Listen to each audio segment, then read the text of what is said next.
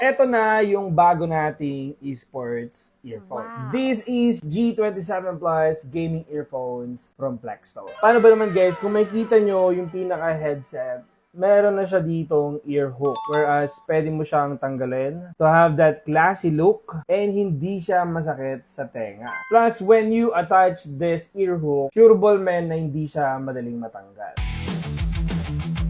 Aesthetic-wise, sobrang lupit talaga. Siyempre, comboan mo pa siya ng L-shape 3.5mm headphone jack. So, perfect talaga siya para sa mga device natin. Just in case naka-Type-C ka, bili ka lang ng mga ganitong klaseng adapter. Yung haba naman nito, guys, it is already 1.4 meters. And kung makikita niyo yung cable niya, guys, braided na rin siya. It is very durable. And dito, guys, meron na rin tayong inline controls. May built-in microphone na to. Meron na rin siyang volume slider and dedicated button.